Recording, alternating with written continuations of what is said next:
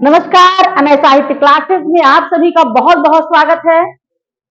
आज अनय साहित्य क्लासेस में आप सभी को पढ़ाया जाएगा खड़ी बोली का गद्य साहित्य।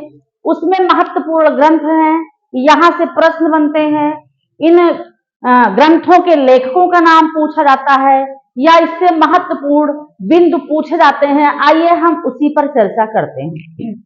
खड़ी बोली का गद्य है और इस समय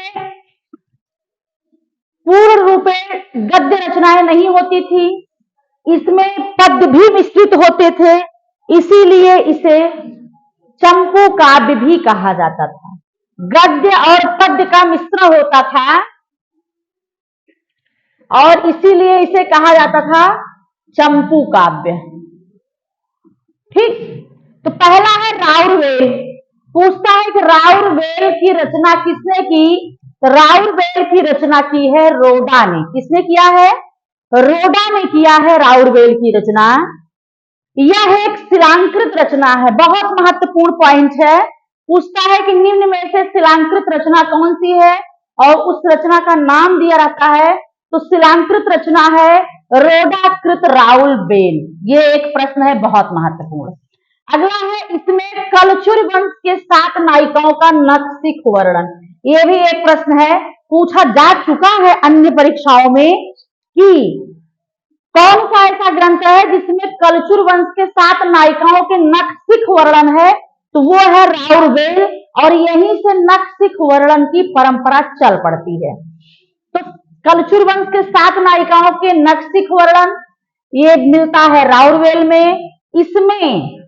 इसमें जो है 7 बोलियों के शब्द मिलते हैं जिसमें अवधि की प्रधानता है।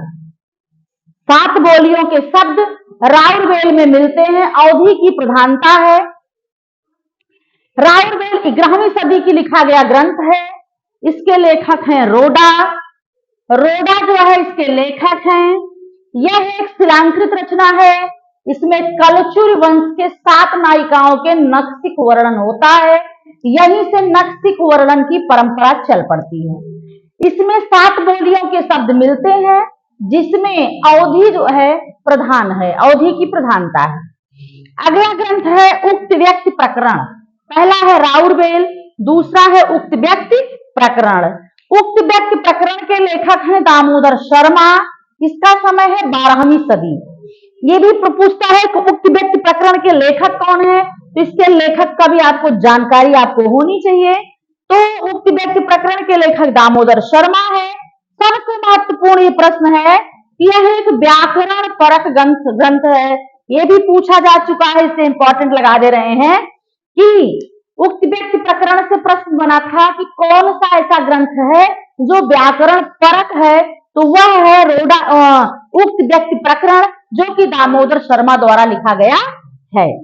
इसमें तत्सम शब्दों की बहुलता है और अवधि की प्रधानता है। उक्त व्यक्ति प्रकरण व्याकरण परक ग्रंथ होने के नाते इसमें तत्सम शब्द की बहुलता है। अगला है प्राकृतिक पेंगलम जो कि लक्ष्मीधर द्वारा लिखा गया है। लक्ष्मीधर और विद्याधर इसके लेखक हैं। इससे प्रश्न बनता है कि यह एक छंद पर लिखी गई पुस्तक है। ये प्रश्न बना था कि छंद पर बनी पुस्तक कौन सी है, वो है प्राकृतिक पेंगलम। किसके द्वारा लिखा गया है? लक्ष्मीधर विद्याधर द्वारा। अगला ग्रंथ है वर्ण रत्नाकर। वर्ण रत्नाकर के लेखक हैं ज्योतिरेश्वर ठाकुर। वर्ण रत्नाकर के लेखक ज्योतिरेश्वर ठाकुर हैं और इसमें सर्वप्रथम अवहट्ट और मैथिली का प्रयोग हुआ था। ये भी प्रश्न बन चुका है कि ऐसा कौन सा ग्रंथ है जिसमें सर्वप्रथम अवहट्ट और मैथिली का प्रयोग हुआ है, तो वह ग्रंथ है ज्योतिरेश्वर ठाकुर द्वारा लिखा गया वर्ण रत्नाकर। कुबलय माला अगली है, उद्योतन सूरी द्वारा लिखा गया है कुबलय माला ग्रंथ। और यह जैन कोश ग्रंथ है और इसमें अपभ्रंश की प्रधानता है। अपभ्रंश की प्रधानता होने के नाते कुबलय माला उद्योतन सूरी द्वारा लिखा गया है। यह एक जैन परक ग्रंथ है और इसमें कहीं कहीं आरंभिक हिंदी के शब्द भी मिलते हैं। किसमें? कुबलय माला में कहीं कहीं आरंभिक हिंदी के शब्द मिलते हैं। यह जैन परक ग्रंथ है, इसमें अपभ्रंश की प्रधानता है। तो ये आपके जो है 5 ग्रंथ खड़ी बोली गद्य के हैं, जिसे चंपू कहते हैं, क्योंकि उस समय पूर्णतः गद्य में नहीं लिखा जाता था, साथ साथ पद्य भी रहते थे, इसीलिए इसे चंपू काव्य कहा गया। तो राउरभेल जो रोडा द्वारा लिखा गया है, उक्त व्यक्ति प्रकरण जो दामोदर शर्मा द्वारा लिखा गया है, प्राकृतिक पेंडुलम लक्ष्मीधर द्वारा लिखा गया है, वर्ण रत्नाकर ज्योतिरेश्वर ठाकुर द्वारा लिखा गया है, कुबलय माला उद्योतन सूरी द्वारा लिखा गया है। तो उद्योतन सूरी द्वारा लिखा गया कुबलय माला, इसमें जैन ग्रंथ है ये, इसमें अपभ्रंश की प्रधानता है, कहीं कहीं आरंभिक हिंदी मिलती है। वर्ण रत्नाकर ज्योतिरेश्वर ठाकुर की है।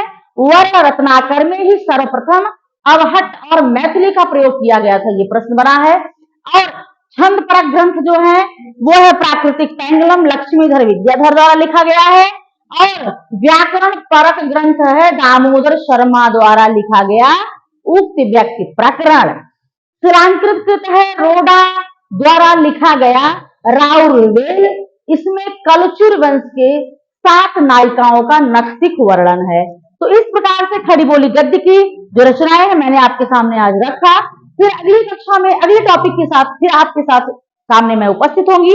आप लोगों से करबद्ध निवेदन है कि आप लोग हमारे चैनल को लाइक शेयर सब्सक्राइब करना ना भूलें प्लीज।